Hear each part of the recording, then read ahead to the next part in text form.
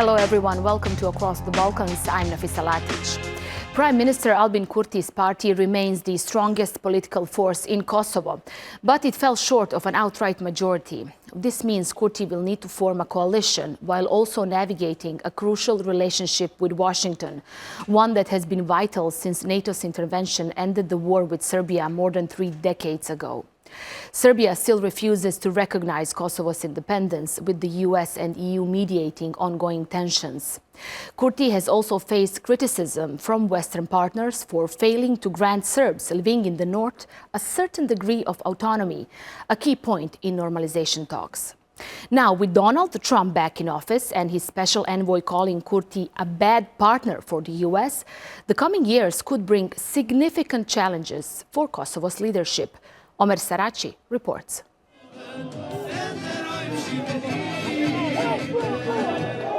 Albin Kurti's self-determination party managed to come first one more time.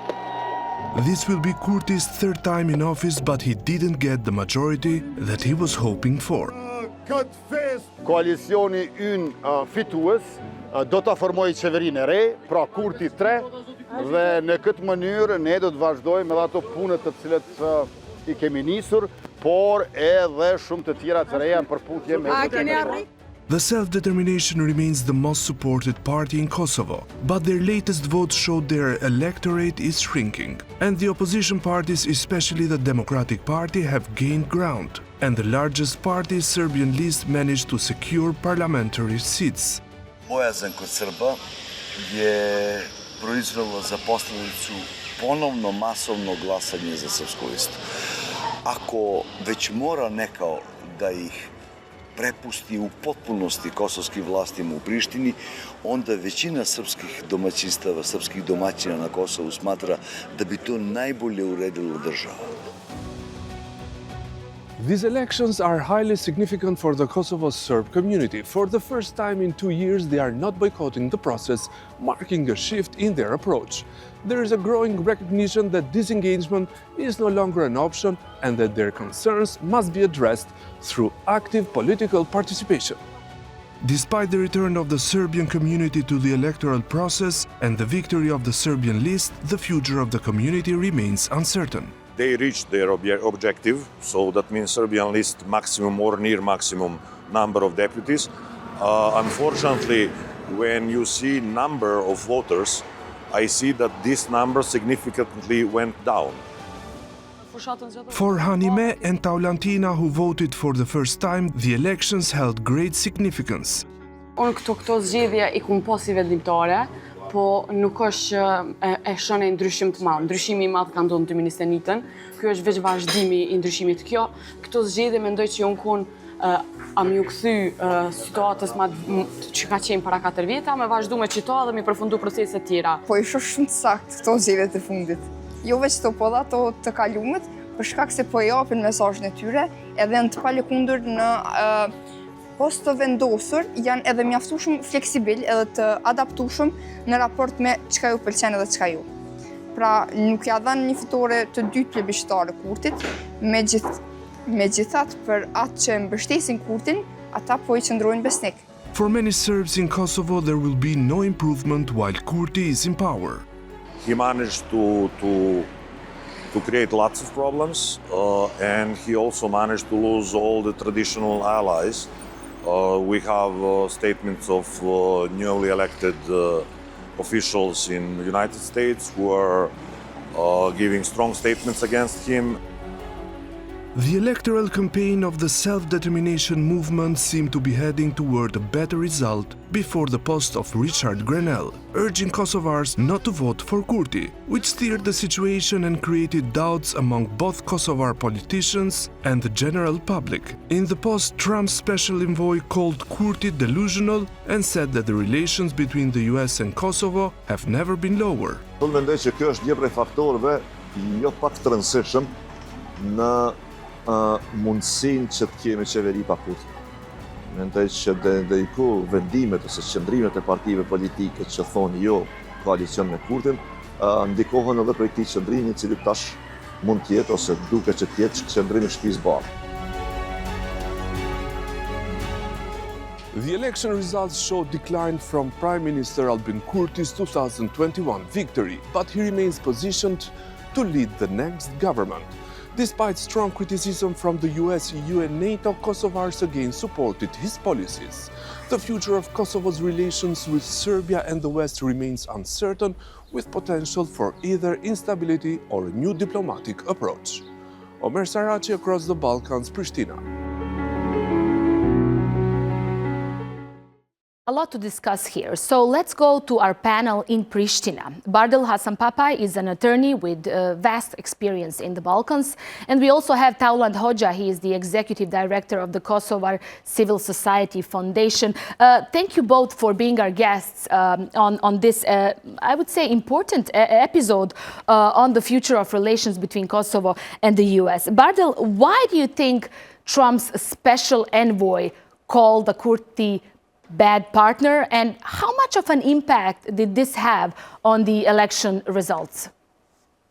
Well, this is a continuation of the same approach that used to be in the previous Trump administration.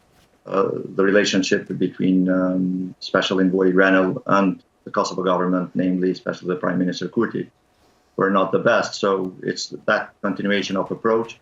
And I do believe that we are not at a stage where we can quantify the impact that it had in the election, but for sure it may have had some impact as many declarations were directly attacking the Prime Minister Kurti, which was leading Vetvendosia in the election for this new mandate. So it is clear that the Kosovo population in general read such messages, and these were exactly in the eve of the elections, during the election campaign.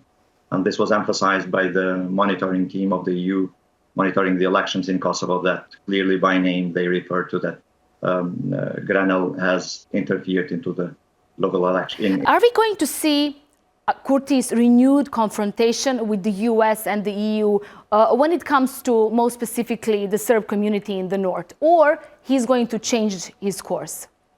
Well, the international community, both US and EU, have been quite harsh when it comes to their approach vis-à-vis Kosovo's government, especially Prime Minister Kurti.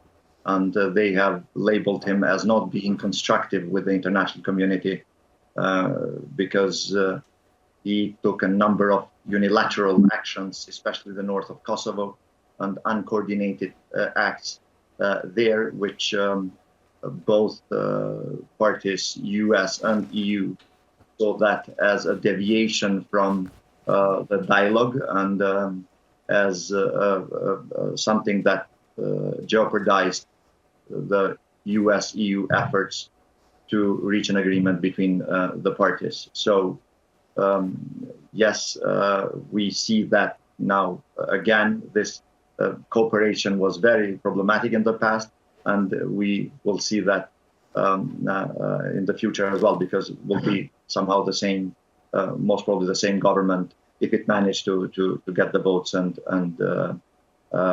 secure the majority in the Kosovo. What complicates this relationship more is the fact that USAID funding has been frozen for Kosovo as well as all other countries across the globe. Let me cross to Tauland, who did a lot of reports on this. Kosovo received $537 million just in the last 4 years. I have a graphic here showing the numbers of the funding that the Balkan states received in the past 4 years. Can this also affect Kosovo's political and economic stability? I mean, having in mind that USAID was involved in so many projects in Kosovo.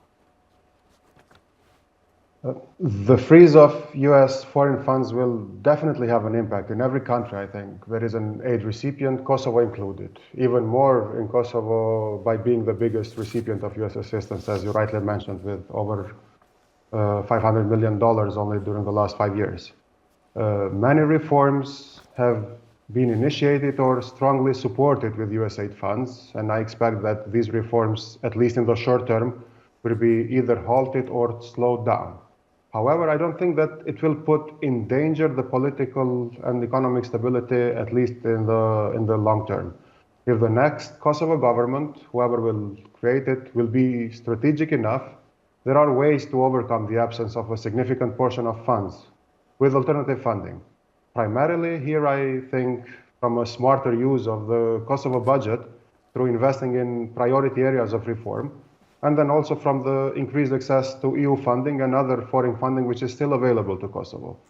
For this to happen, of course, we will need political will and strategic policy making domestically. However, so I think that it will have an impact in Kosovo, but it will be less dramatic compared to other areas around the world that are in conflict or humanitarian crisis, such as Gaza, South Sudan, Syria, Bangladesh, but also many African countries who have used US funds for managing their public health crisis. So this will be the real right. But how will it impact the perception of the U.S.